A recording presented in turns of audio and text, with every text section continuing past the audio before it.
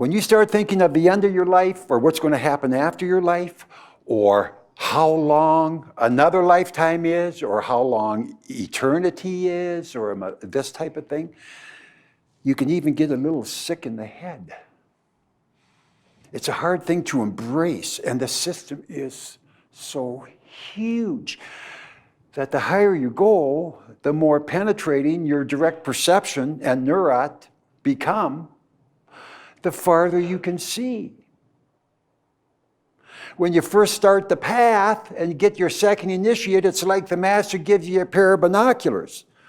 But when you've been on the path for 15 or 20 years, it's like the Hubble telescope is sitting in front of your eyes, and you get to look so much more deeply into the cosmos. Now, I know that has an insinuation of looking outward. I'm just trying to give an analogy that as your soul comes into fruition and through the ascendant, your ability to perceive truth and the cut right through illusion and Maya increases exponentially. Of course, you could never have direct perception unless you had completely done away with illusion and Maya entirely. But the more you unfold, the more you're able to see the infinitude of eternity, and it can be very unsettling. And I tell you, loved ones that are in that situation, time is an illusion. Time just deals with the first four planes, Brahms and Kal's worlds, and we relate to things through time and space. But in reality, in Sant and above, there is no time or space. And even things go on forever, infinity is measured in the here and now and in the moment of time. And this is where we live. We have to start living.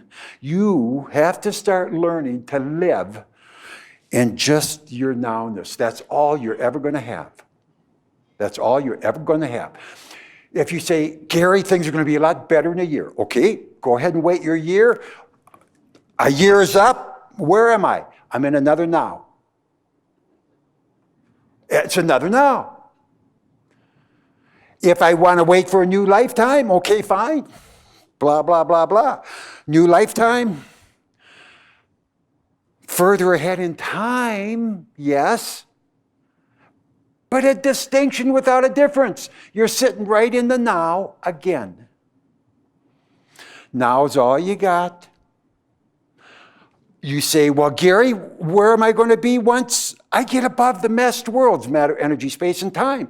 Well, you're going to be in the timeless, spaceless, energyless, matterless region of paradise. Well, what does one do? You milk the Shabda done in the here and now.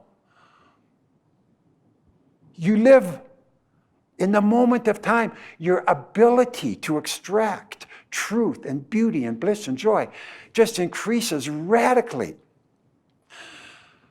Just look at your now, right now, compared with your now 30, 40, 50 years ago. Wherever you were, and you had to live a now, you couldn't even live a now because your mind was in control and it lives in the past or the future.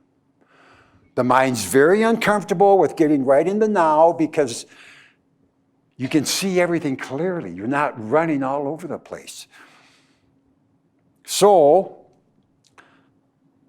when you are living in the past, you had a now, and you only had so much intelligence and awareness to extract so much joy from it. And in fact, your inability to live the now was so great that you had to live in time. Well, I can't wait for the weekend. I can't wait for tonight. I can't wait for my vacation. See, everything is pushed ahead. And then you actually get there, and the drama is gone because it's the same thing.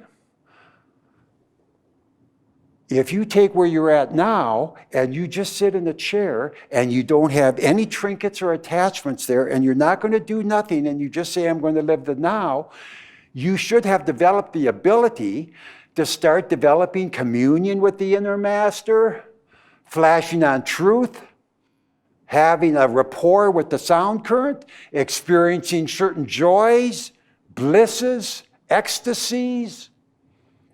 You should be working towards this, enjoying your moment, because that's all you got. And if you don't have anything, well, then it's time to start your Guru Bhakti. It's time to start looking at your relationship with the cosmic spirit. You should be overjoyed that you have the MasterPath and the teachings and that you're on the path. And hopefully your moment of time or your now for all of my chelas has increased radically. Now, do you know what I'm saying? Good. I sure hope it has, because the now is all we're going to have. The now is all we have. And so we just get better and better and better at living the nowness of time. And when we become a master of it, we will have transcended time completely. Anyway, I hope I didn't lose you too much.